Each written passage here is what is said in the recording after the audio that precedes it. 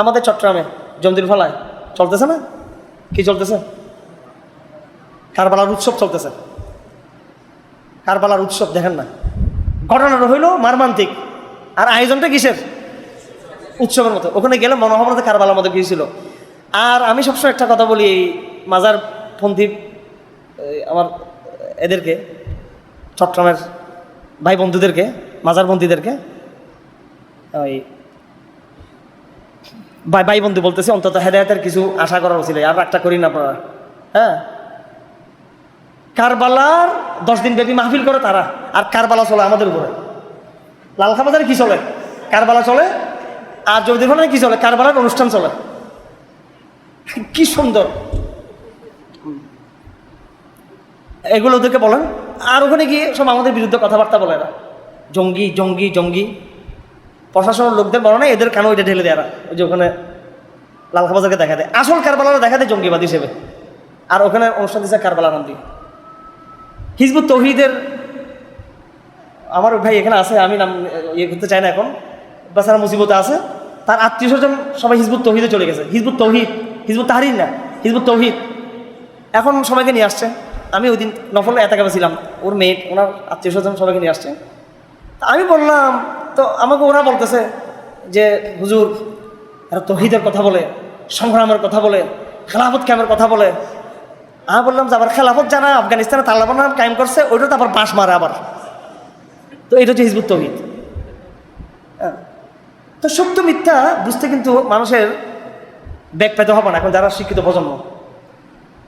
তো একটা হলো নকল কারবালা, আর্টিফিশিয়াল কারবালা, আরটা হচ্ছে আসল কারবালা। যা কারবালার বিষয়টাই এখানে মুখ্য না। এই জন্য যারা পথভ্রষ্ট বেদাতি অথবা যারা শিয়া, বিশেষ করে শিয়াদের কথা এখানে আসবে, সবাই একটু কষ্ট করে আক্রমণাত্মক ভাষায় না, দাওয়াতের ভাষায়, কনস্ট্রাকটিভ ভাষায় আপনারা আজকে এবং কালকে শিয়াইজমের কথা তুলে ধরবেন। ঠিক আছে? তুলে ধরবেন তো, শিয়াইজমের কথা তুলে ধরবেন। এরা পুরো বিশ্বে একটা ফোকাস করেছে যে আশুরা মানে কারবালা, আশুরা মানে কারবালা।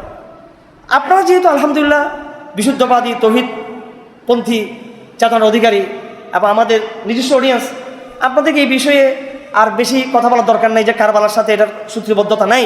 কিন্তু আপনাদের উপর আমার দুঃখ আছে, আমাদের আপনাদের উপরে, যারা তৌহিদপন্থী ওলামা, তৌহিদপন্থী সাধারণ আপনাদের মধ্যে শিক্ষিত, সেটা হলো যেইভাবে এই আশুরার সময় মূসা ভার্সেস ফেরাউন, ফেরাউন ভার্সেস মূসার যে ঐতিহাসিক ঘটনা, যেই ঘটনাকে আল্লাহ পাক বরংবার কোরআনে বারবার এইভাবে বলেছে, সেই ঘটনা নিয়ে যতটুকু আবেগ, ইমোশন, চিন্তা, বুদ্ধি, জ্ঞান, প্রজ্ঞা এবং গলার জোর নিয়ে, সুর নিয়ে বলার দরকার ছিল, ওইভাবে কিন্তু আলাপটা কিন্তু আসে না।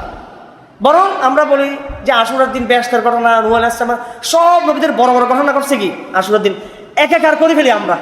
মূসা আলাইহিস সালামের বিজয়, ফেরাউনের পরাজয় এবং ধ্বংস, ওটাকে আমরা অন্যান্য সমস্ত নবীদের কাহিনীর সাথে আমরা একাকার করে ফেলি আমরা। কিন্তু আশুরার মধ্যে, আশুরার সাথে মৌলিকভাবে যে ঘটনার সম্পর্ক ঐতিহাসিকভাবে, সেটা হলো কি, আরও ঘটনা আছে আশুরার দিন। আশুরার ঘরে আরও হাদিস আছে না নাই? কিয়ামত সংশ্লিষ্ট হাদিস, দুনিয়ার বেহেশত সংশ্লিষ্ট, আদম আলাইহিস সালাম সংশ্লিষ্ট, নূহ আলাইহিস সালাম সংশ্লিষ্ট আরও অনেকগুলো ঘটনা আছে। কিছু দুর্বল হাদিসে আছে, কিছু সহিহ হাদিসে আছে। হ্যাঁ, কিন্তু মৌলিকভাবে ঐতিহাসিক যে সূত্র, সেটা হচ্ছে প্রধান যে ঘটনা, সেটা হলো মূসা আলাইহিস সালামের ঘটনা এবং ফেরাউনকে আল্লাহ পাক নদীতে, সাগরে ডুবিয়ে মারার ঘটনা, তাগুতকে চিরতরে আসমানি গজব দিয়ে ধ্বংসের ঘটনা এবং ইসলামকে, মুসলমানদেরকে বিজয়ী করার ঘটনা। এই ঘটনা শুধু নিছক ঘটনা হিসেবে পড়লে হবে না। ইংরেজিতে একটা কথা আছে যে তুমি যত, তার অনুবাদ হলো তুমি যত কি করবে, পিছনের দিকে ফিরবে, তুমি সামনের দিকে কি করতে পারবে, দেখতে পাবে। যত পিছনে দেখবেন তত সামনের দিকে আপনার পথ কি হবে, প্রশস্ত হবে, দেখতে পাবেন আপনি।